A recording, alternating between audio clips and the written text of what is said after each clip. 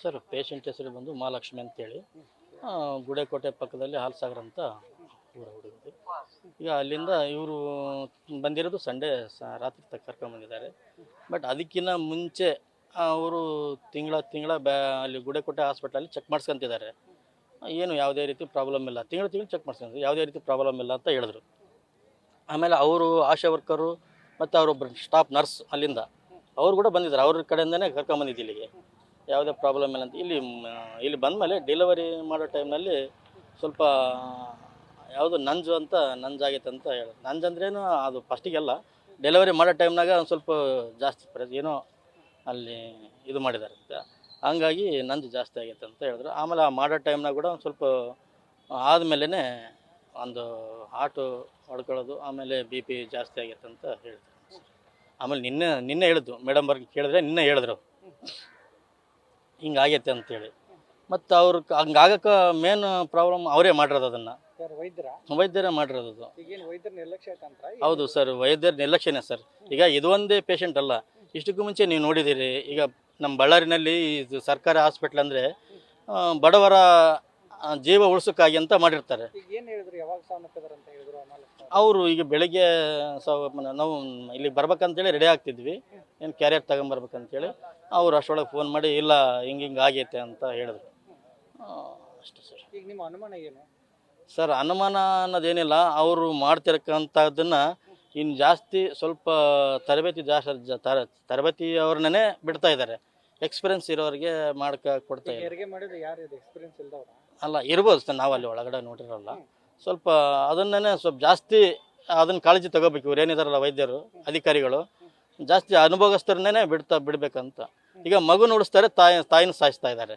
ಈಗ ಇದು ಒಂದೇ ಕೇಸ್ ಅಲ್ಲ, ಈ ಪ್ರತಿ ನಮ್ಮ ಬಳ್ಳಾರಿದಂದರೆ ಬಳ್ಳಾರಿ ಸರ್ಕಾರಿ ಹಾಸ್ಪಿಟಲ್ ಏನಾಯ್ತು ಅಂದ್ರೆ ಈಗಿನ ಎಲ್ಲ ಇದನ್ನೇ ಆಗ್ತಾ ಇದೆ. ಈಗ ದಿನ ಒಂದು ಇದು ಬರ್ತಾ ಇದೆ ಸರ್. ನ್ಯಾಯ ಸಿಗಲೇಬೇಕು ಸರ್. ಮತ್ತೆ ಈಗ ಮಗುನ ಪರಿಸ್ಥಿತಿ ಕಷ್ಟ ಆಗ್ಬಿಡುತ್ತೆ. ಈಗ ಮಗು ಹೆಂಗೆ ಈಗ ಇವತ್ತು 2-3 ದಿವಸ ಆಯ್ತು ಅವ್ರಿಗೆ ಹುಟ್ಟಿ, ಈಗ ತಾಯಿನ ಕಳ್ಕೊಬೇಕಂಬುದು ಏನಂತ ಹೇಳಿದ್ರು ವೈದ್ಯರು? ಎಲ್ಲ ಅವಾಗೇನು ಹೇಳಿಲ್ಲ ಸರ್. ಎಲ್ಲ ಆದ್ಮೇಲೆ ಅದು ಯಾವಾಗ ಡೆಲಿವರಿ ಆಗ್ತಾನೆ ಅವರು ಎಚ್ಚೆತ್ಕೊಂಡಿಲ್ಲ ಯಾರು ವೈದ್ಯರು. ಭಾಳಷ್ಟು ಬ್ಲಡ್ ಸ್ರಾವ ಆಗಿಬಿಟ್ಟೈತೆ. ಆಮೇಲೆ ನೋಡ್ಕೊಂಡಿದ್ದಾರೆ ಅದನ್ನು. ಸ್ರಾವ ಆದ್ಮೇಲೆ ಮತ್ತೆ ಅವಾಗ ಇಲ್ಲಿಗೆ ಕರ್ಕೊಂಡು ಬಂದು ಹಿಂಗೆ ಸರ್. ಅವ್ರು ಏನು ನಾವು ಕೇಳಿಲ್ಲ. ನಿನ್ನೆನೆ ನಾನು ಡೈರೆಕ್ಟ್ರಿಗೆ ಪೇಷಂಟ್ ನೋಡ್ಕೊಂಡು ಅನ್ಕಂಡೀಷನ್ ಎಲ್ಲ ಇತ್ತು ಅಂತ ಹೇಳಿದ್ರು. ಡಾಕ್ಟ್ರು ಬಂದು ಅಲ್ಲಿ ಸ್ಥಳೀಯ ಅಧಿಕಾರಿಗಳು ಬಂದು ಇಲ್ಲ ಇವರಿಗೆ ಹಾರ್ಟು ಜಾಸ್ತಿ ಹೊಡ್ಕೊಂತಿದೆ, ಆಮೇಲೆ ನಂಜಾಗಿದೆ. ಈಗ ವೈದ್ಯರು ಹೇಳ್ತಾರೆ ಮುಂಚೆ ಈಗ ಅಲ್ಲಿ ಏನು ಬೇರೆ ಕಡೆ ತೋರಿಸಿದ್ರಲ್ಲ, ಅಲ್ಲೇನೆ ಅವರು ಸಿವಿಯರ್ ಸಮಸ್ಯೆ ಇತ್ತು, ಹಾಗಾಗಿ ಇಲ್ಲಿ ಬಂದು ಕ್ರಿಟಿಕಲ್ ಇತ್ತು, ಹಾಗಾಗಿ ಸರ್ ಅದನ್ನ ನಾವು ರಿಪೋರ್ಟ್ಸ್ ಇದಾವಲ್ಲ ಸರ್. ಈಗ ನಾನು ಹೇಳಿದ್ರೆ ಸುಳ್ಳಾಗ್ಬೋದು, ಇಲ್ಲ ಅವ್ರು ಹೇಳಿದ್ರೂ ಸುಳ್ಳಾಗಿರ್ಬೋದು. ತಿಂಗಳ ಚೆಕ್ ಮಾಡಿಸಿರೋಂಥ ಪ್ರತಿಯೊಂದು ರಿಪೋರ್ಟ್ಸ್ ಇರ್ತವೆ ಅಲ್ಲಿ ಸರ್ಕಾರ ಹಾಸ್ಪಿಟ್ಲಲ್ಲೇ ಮಾಡಿಸಿರೋದು. ಆಮೇಲೆ ಅವರು ನರ್ಸು ಬಂದಿದ್ರು, ಅವ್ರನ್ನೂ ಕೇಳಿದೀವಿ ನಾವು, ಏನಮ್ಮ ಮುಂದೆ ಏನನ್ನ ಪ್ರಾಬ್ಲಮ್ ಇತ್ತಾ ಅಂತ. ಇಲ್ಲ, ಯಾವುದೇ ರೀತಿ ಪ್ರಾಬ್ಲಮ್ ಇಲ್ಲ, ಪ್ರತಿ ತಿಂಗಳು ಚೆಕ್ ಮಾಡಿಸ್ಕೊಂತಿದ್ರೆ, ಪ್ರತಿ ಚೆಕ್ ಮಾಡಿದ್ರೆ ಇಲ್ಲೇ ಸರ್ ಆಗಿರೋದು, ಇಲ್ಲೇ ಆಗಿರೋದು ನಿರ್ಲಕ್ಷ್ಯ ಪರ್ಮಿಷನ್ ಕೇಳಿ. ಏನು ನಿಮ್ಮ ಹೆಸರು? ಯಾವಾಗ ಅಡ್ಮಿಟ್ ಆಗಿದ್ರಿ? ಹುಡುಗಿಗೆ ಏನು ಸಾವನ್ನಪ್ಪಿದಾರಲ್ಲ, ಹುಡುಗಿ ಹೆಸರು ಏನು? ಹುಡುಗಿ ಹೆಸರು ಲಕ್ಷ್ಮಿ ಅಂತ, ಮಹಾಲಕ್ಷ್ಮಿ ಅಂತ. ಗುಡಕಾಟಿಗೆ ಹೋಗಿದ್ವಿ. 7:15 ಅವರು ಹೇಳಿದ್ರು ಡೆಲಿವರಿ ಆಗ್ತಂತ. ಅಲ್ಲಿ ಆಗಲಿಲ್ಲ. ಇಲ್ಲಿ ಎಷ್ಟು ಗಂಟೆಗೆ ಬಂದ್ವಿ, ಅಲ್ಲಿ ಟೈಮ್ ನೋಡ್ಕೊಂಡ್ಲಿಲ್ಲ. ಇಲ್ಲಿ ರಾತ್ರಿ 10 ದಿವಸ ಬಂದ್ವಿ. ಇಲ್ಲಿ ಹೆರಿಗೆ ಆಯ್ತು. ಹೆರಿಗೆ ಇಲ್ಲಿಗೆ ಕರ್ಕೊಂಬಂದ್ರ, ಬಳ್ಳಾರಿಗೆ ಕರ್ಕೊಂಬಂದು ರಿಪೋರ್ಟ್ ಮಾಡಿಸ್ಕೊಂಡು ಬರೋಕೆ ಹೋದೆ. ಅಲ್ಲಿ ಹೋಗಿ ಬಂದೆ, ರಿಪೋರ್ಟ್ ಕೊಟ್ಟೆ. ಅವರು ಒಳಗೆ ಬಂದುಬಿಟ್ಟತ ಅಂದು ಕಿತ್ಬಿಟ್ರು ಅದು. ಅಲ್ಲಿ ಒಳಗೆ ಹೋಗಿದ್ರು, ನಮ್ಮನ್ನು ಬಿಡಿಸ್ಕೊಂಡ್ಲಿಲ್ಲ. ಹೊರಗೆ ಬಂದ ತಂದು ಕಿತ್ಬಿಟ್ರ. ಹೆಣ್ಮಕ್ಳು ಹೊಡ್ಕೊಂಬಂದ ಅವರು ಹಿಂಗೆ ಹೇಳ್ಬಿಟ್ರು, ನಂಜಾಗ್ಬಿಟ್ಟತ ಆಗ್ಬಿಟ್ಟತ ಅಂದ್ರೆ. ಇಲ್ಲಿ ಸಾರು ಬಂದು ನನಗೆ ಅಂದ್ರ 10 ಗಂಟೆಗೆ ಹೆರಿಗೆ ಆಯ್ತು. ಹೆರಿಗೆ ಆದ್ಮೇಲೆ ಅವ್ರು ಅಸಲಿಗೆ ನೋಡ್ಕೊಂಡ್ಲಿಲ್ಲ. ಮಗ ಕೊಟ್ಟರು ನಮ್ಮನ್ನ ಹೊರಗೆ ದಬ್ಬಿಟ್ರು. ಗಂಡು ಮಗನ ಹೆಣ್ಣು ಮಗು? ಗಂಡು ಮಗ ಹಾ. ದಬ್ಬಿಟ್ರು. ಅವಾಗ ಸಹ ಒಂದು ತಾಸು ಅವ್ರ ಹಸಿಲಿಗೆ ನೋಡ್ಕೊಂಡಿಲ್ಲ, ಬೆಡ್ ಎಲ್ಲ ಹೋಗ್ಬಿಟ್ಟದ. ಬ್ಲಡ್ ಎಲ್ಲ ಹೋಗಿದೆ. ಬೆಡ್ ಎಲ್ಲ ಹೋಯ್ತಾ. ಅವಾಗ ನೋಡ್ಕೊಂಡು ಏನಾಗಿತ್ತು ಏನಿಲ್ಲ, ಫಸ್ಟಿಗೆ ಏನೋ ತೊಂದರೆ ಇತ್ತಾ ಅಂತ ಹೇಳಿದ್ರು. ಯಾವ ತೊಂದರೆ ಇಲ್ಲ, ಅಲ್ಲೆಲ್ಲ ತೋರಿಸಿ ಚೆಕಪ್ ಮಾಡಿಸಿದ್ವಿ, ಯಾವುದಿದ್ದಿಲ್ಲ. ಅದಕ್ಕೆ ಇವಾಗ ಇಲ್ಲಿ ಬಂದು ಚೆಕಪ್ ತಗೊಂಬಂದು ಸಾರ್ನ ಕೇಳಿದ್ವಿ, ಮೇಡಮ್ನ.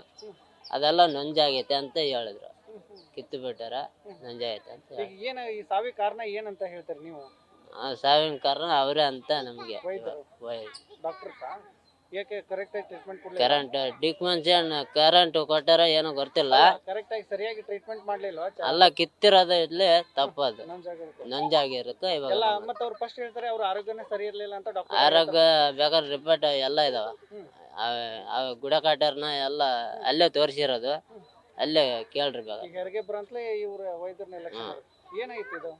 ಇದು ಹೆರಿಗೆ ಬಂದು ಅಲ್ಲಿ ಕರ್ಕೊಂಡ್ ಬಂದ್ವಲ್ಲ, ಹೊರಗೆ ಬಂದಿತ್ತಂತೆ, ದಾರಿ ಆಗಿತ್ತಂತೆ ಪಾಪು. ಅವ್ರು ಏನ್ ಮಾಡ್ಯಾರ ಏನಿಲ್ಲ, ಕಿತ್ತಾರ, ಅದು ಹಿಂಗ್ ಕಿತ್ತು ಬಿಟ್ಟಾರ, ಅದು ನಂಜಾಗ್ಬಿಡುತ್ತೆ. ಯಾವಾಗ ಸಾವನ್ನಪ್ಪಿದ್ದಾರೆ? ಈಗ ಯಾವಾಗ ಸಾವಾಯ್ತು? ಸಾವು ಇವಾಗ 8 ಗಂಟೆ ಬೆಳಿಗ್ಗೆ. ನಿನ್ನೆ ಹೇಳಿದ್ರೆ ನಾವು ಕೇಳಿದ್ವಿ, ಅವ್ರು ಹೇಳಿಲ್ಲ. ಎಲ್ಲಿಗೆ ನಾಯ್ಕೊಂಡು ಹೋಗ್ತೀವಿ ಅಂದ್ರು ಕೂಡ ಅವರು ಇಲ್ಲ ಇಲ್ಲ ಹೇಳ್ತೀವಂತೆ, ಈ ರಿಪೋರ್ಟ್ ತಗೊಂಬರ್ರಿ ಅಂತ ಹೊರಗೆ ದಬ್ಬೆದ್ದು ಹೋಗ್ತಾರ. ಅದು ಸತ್ತಿರೋದು ನಿಮ್ಗೆ ಹೇಳಿಲ್ಲ ಸರಿಯಾಗಿ? ಸರಿಯಾಗಿ ಹೇಳಿಲ್ಲ ಅದು. ಆಮೇಲೆ ಏನು ಹೇಳಿದ್ರು ನಿಮ್ಗೆ? ಇವಾಗ 8 ಗಂಟೆ 6:15 ಹೋದ್ವಿ, ಎಲ್ಲ ಸೈನ್ ಮಾಡಿಸ್ಕೊಂಡ್ರು. ಉಳಿಯೋದು ಕಷ್ಟ ಐತಂದ್ರ ನಮಗೆ. ಮತ್ತೆ ಅದು ಹೊಡ್ಕೊಂತತ್ತಲ್ಲ ಅಲ್ಲಿ ಆಟೋ, ಅದಲ್ಲ ಮತ್ತೆ ಐತಂದ ನಾವು ಸುಮ್ಮನೆ ನೋಡಕ್ ಹಚ್ಚಿದ್ವಿ. ಹೋಗ ಕಾರಣ ಅಂತ ಏನು ಹೇಳ್ತಾರೆ? ಕಾರಣ ಏನಂತ ಹೇಳಾಗ ಡಾಕ್ಟರ್ಸ್ ನಿರ್ಲಕ್ಷ್ಯನ ಏನಿದೆ ಕಾರಣ? ಡಾಕ್ಟ್ರು ಹಿಂಗ್ ಅದೇ ಆಗೈತೆ ಅಂತ ನಮ್ಗೆ. ಇವಾಗ ನಂಜ್ ಆಗೈತೆ ಅಂತ. ಏನಾಗ್ಬೇಕು ನೀವು? ಗಂಡ. ನಿಮ್ಮ ಹೆಸರು? ಮಾರೇಶ್ ಅಂತ. ಮಾರೇಶ್. ನ್ಯೂಸ್ ಫಸ್ಟ್, ನಿರ್ಭೀತಿಯಿಂದ ನಿಮ್ಮ ಪರವಾಗಿ.